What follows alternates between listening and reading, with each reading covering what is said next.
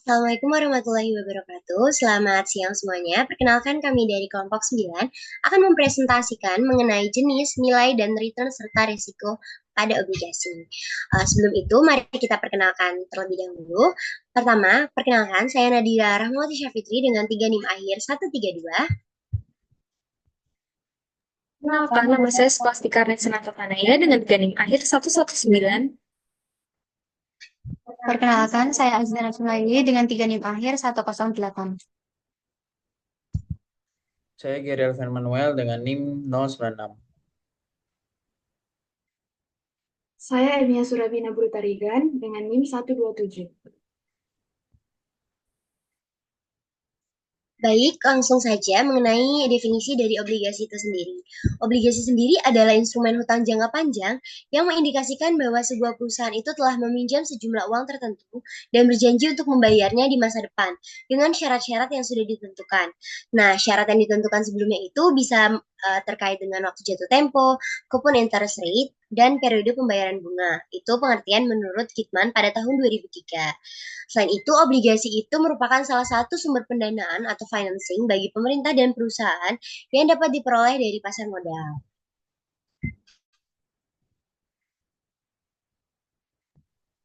Kemudian selanjutnya ada jenis-jenis obligasi. Nah, jenis-jenis obligasi ini dibagi menjadi tiga.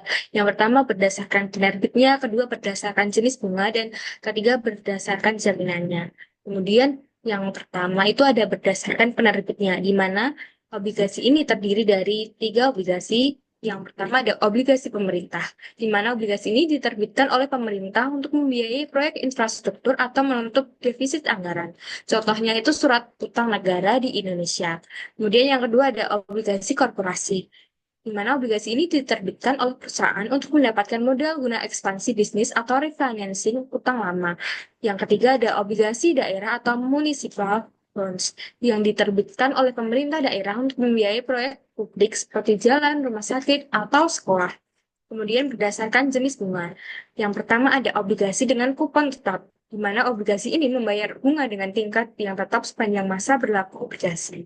Yang kedua ada obligasi dengan kupon mengambang atau floating rate notes, di mana obligasi ini suku bunga itu dapat berubah sesuai dengan kondisi pasar atau referensi tertentu. Dan yang ketiga ada obligasi tanpa kupon atau zero coupon bonds, di mana obligasi ini itu tidak membayar bunga secara berkala, tetapi dijual dengan harga diskon dan dibayar penuh saat jatuh tempo. Selanjutnya ada jenis obligasi berdasarkan jaminan.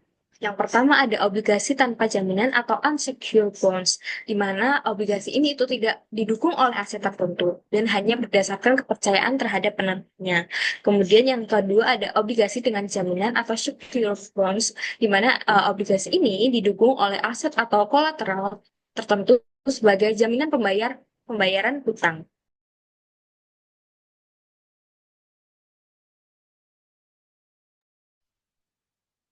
Nah, yang selanjutnya adalah nilai obligasi.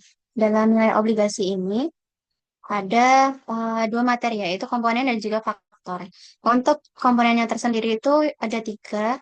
Yang pertama, nilai nominal atau face value atau par value, di mana nilai nominal ini adalah nilai yang tertera pada obligasi dan jumlah yang akan dibayar pada saat jatuh tempo.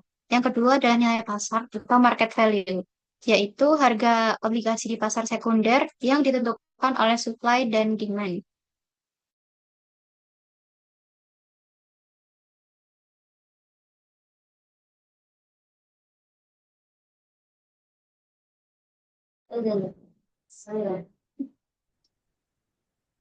Selanjutnya adalah nilai intrinsik atau present value, di mana ada nilai sekarang dari semua arus kas di masa depan dan dihitung menggunakan diskonto dengan tingkat return yang disyaratkan.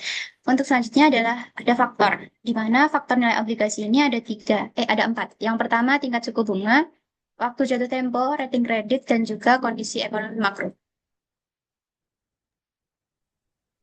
Oke, selanjutnya kita masuk ke dalam metode penilaian eh, obligasi di mana menggunakan present value method dengan rumusnya sendiri itu adalah PV sama dengan sum dari C ya C dibagi 1 plus R pangkat T yang ditambahkan dengan M dibagi 1 plus R pangkat N. Di mana untuk C-nya itu merupakan kupon payment atau pembayaran kupon, dan R required rate of return atau tingkat return yang disyaratkan, kemudian T merupakan periode pembayaran kupon, terus M adalah maturity value atau nilai jatuh tempo, dan N jumlah periode yang jatuh tempo.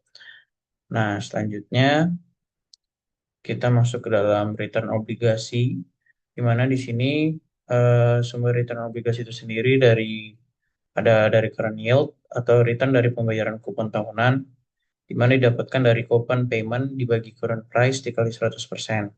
Kemudian untuk capital gain atau loss, mana itu merupakan keuntungan atau kerugian dari perubahan harga obligasi. Dan itu terjadi jika obligasi dijual sebelum jatuh tempo. Kemudian ada reinvestment income, di mana return dari reinvestasi pembayaran kupon. Kemudian di sini ada jenis-jenis yield. Yang pertama itu ada nominal yield atau coupon rate, di mana tingkat bunga yang tertera pada obligasi. Jadi untuk mengetahui nilai nominal yield ini dari annual coupon payment dibagi face value dikali 100%. Kemudian yang kedua itu ada current yield, merupakan yield yang berdasarkan dari nilai harga pasar saat ini. Dan rumusnya sendiri itu annual coupon payment dibagi current market price dikali 100%. Kemudian yang ketiga itu ada yield to maturity, di mana total return jika obligasi dipegang hingga jatuh tempo. Dan ini menggunakan konsep present value. Dan yang terakhir itu adalah yield to call atau return jika obligasi di call sebelum jatuh tempo, relevan untuk callable bonds. Selanjutnya, kita masuk ke faktor yang mempengaruhi return. Di sini ada 3. Yang pertama itu perubahan suku bunga, inverse relationship dengan harga obligasi. Yang kedua, ada durasi, itu mengukur sensitivitas harga obligasi terhadap perubahan suku bunga. Dan durasinya semakin tinggi, maka sensitivitasnya tinggi. Yang ketiga itu ada convexity, ini mengukur kelengkungan hubungan antara harga dan yield, dan memberikan estimasi yang lebih akurat untuk perubahan harga. Selanjutnya, kita masuk ke risiko obligasi. Di sini dibagi menjadi 5 bagian. Yang pertama itu ada credit risk atau default risk.